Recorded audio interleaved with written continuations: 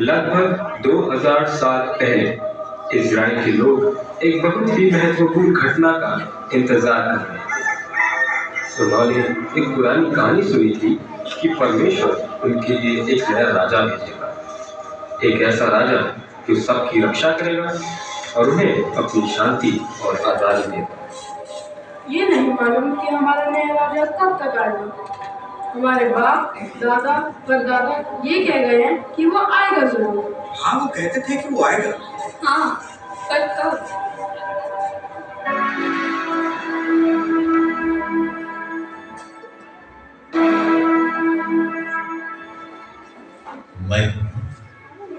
डरिए नहीं, आपको ईश्वर की कृपा प्राप्त है।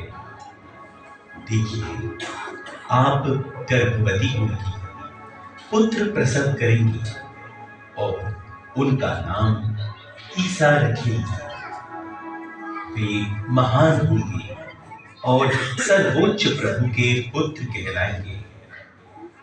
प्रभु ईश्वर उन्हें पिता दाऊद का सिंहासन प्रदान करेगा।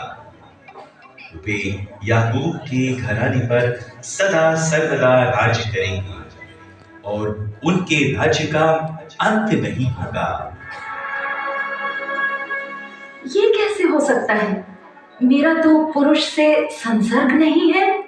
पवित्र आत्मा आप पर उतरेगा और सर्वोच्च प्रभु की शक्ति की छाया आप पर पड़ेगी। इसलिए जो आपसे उत्पन्न होंगे वे पवित्र होंगे और ईश्वर के पुत्र कहलाएंगे, क्योंकि ईश्वर के लिए कुछ भी असंभव नहीं है।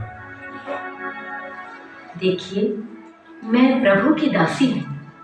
आपका कथन मुझ में पूरा हो जाए।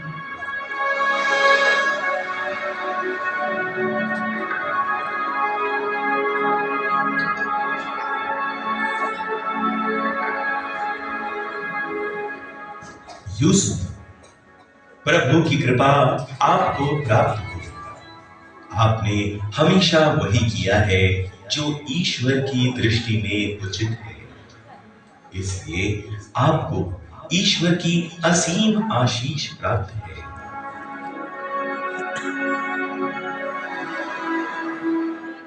आप कौन हैं और आपकी इस ईश्वरीय आशीष का क्या मतलब है?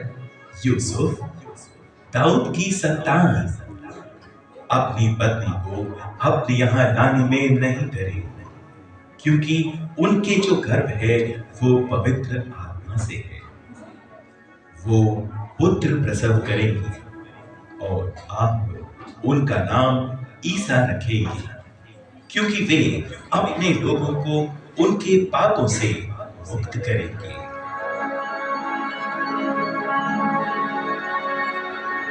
लेकिन मैं तो ईश्वर की इस कृपा के योग्य नहीं हूँ, फिर भी उन्होंने मुझ पर अपनी कृपा की है। धन्य है उनका नाम। मुझे जल्दी ही मरियम को अपने यहाँ ले आना चाहिए। हाँ हाँ हाँ हाँ, मैं अभी जाकर मरियम को अपने यहाँ ले आता हूँ।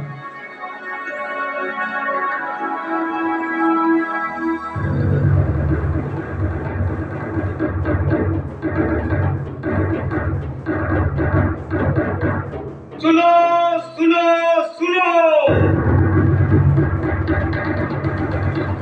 राजा धीराज, रोम सम्राट श्री कैसर अगस्टस महान का ये फरमान है कि सभी लोग अपने अपने कुल और जाति के नगरों में जाकर जनगणना सूची में अपना नाम दर्ज करा ले।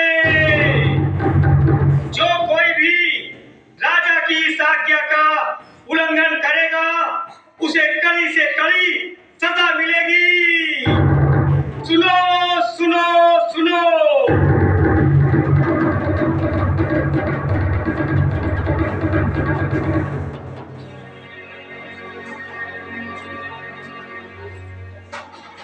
हे ईश्वर, इस ठंड के मौसम में राजा का ये कठोर फरमान, हम गरीबों का क्या होगा? खैर, राजा की आज्ञा है, उसका पालन तो करना ही होगा। चलो मरियम, हम जल्दी से घर चलते हैं। जी बिल्कुल, हमें अब देर नहीं करनी चाहिए।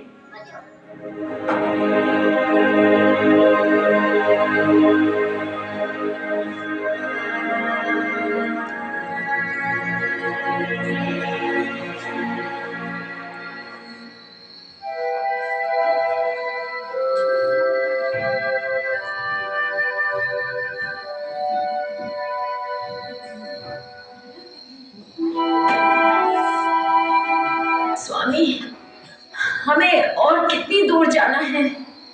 अब मुझसे बिल्कुल चला नहीं जा रहा। बस थोड़ी दूर और। वो देखो, वो जो दूर नगर दिखाई पड़ रहा है ना, वही है हमारे पुरखों का नगर बेथलेहम। बस वहीं तक तो जाना है। नहीं स्वामी, अब मुझसे बिल्कुल भी नहीं चला जा रहा है।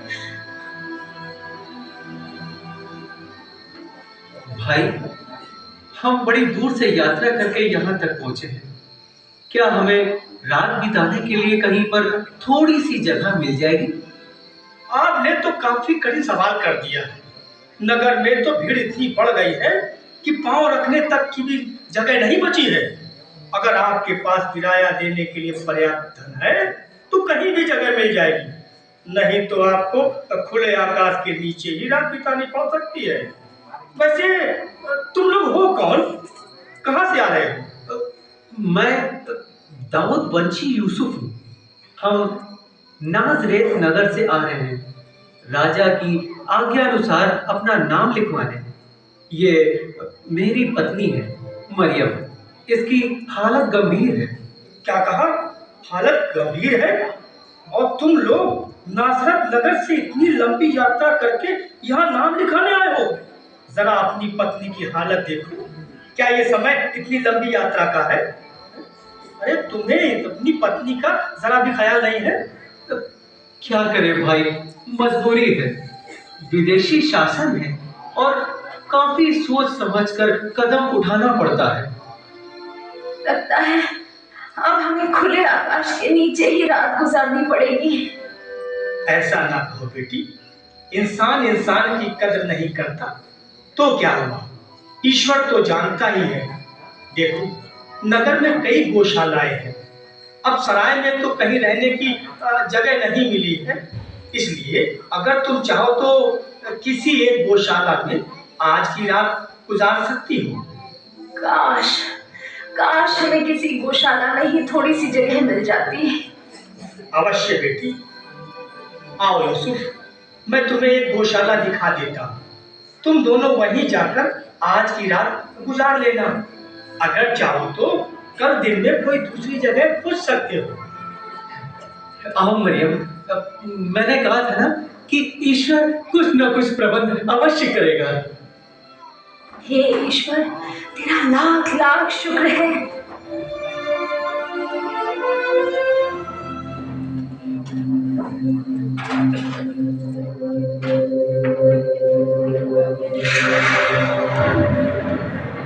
अरे ये कौन है? ये कौन है? अरे अरे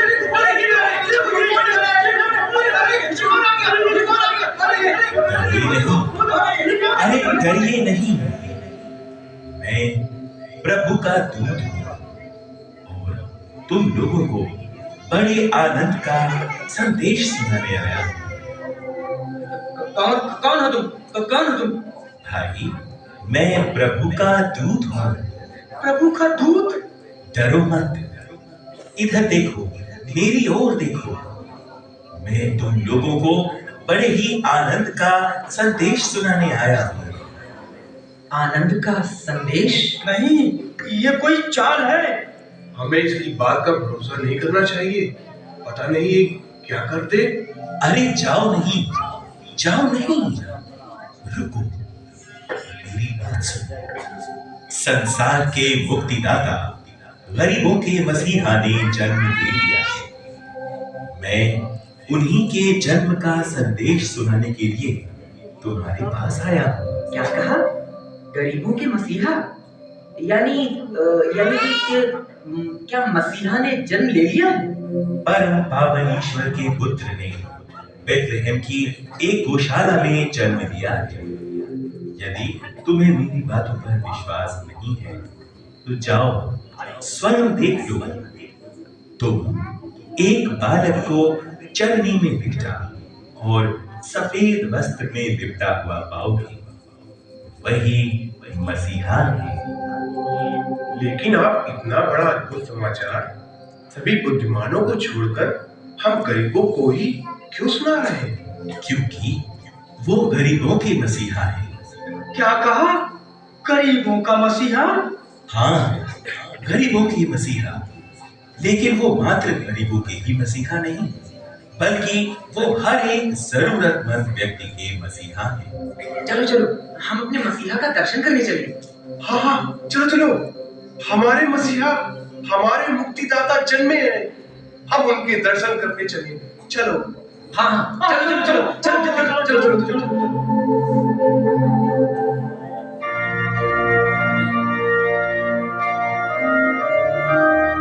यही है हमारे मुक्तिदाता। स्वर्ग और संसार के सभी वैभव छोड़कर इन्होंने हम गरीबों की सुध ली है। यही है ईश्वर का हम मनुष्यों के प्रति प्रेम। मनुष्य हमें भूल सकते हैं, लेकिन ईश्वर नहीं। हे प्रभु, तू धन्य है, तू महान है। गरीबों के मसीहा की जय हो। आओ हम अपने मसीहा की स्तुति करें।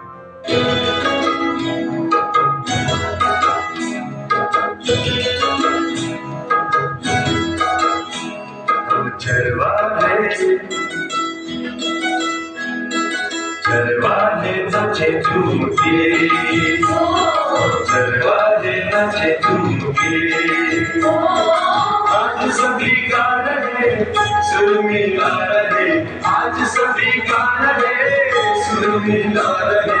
मिलके करें वंदना।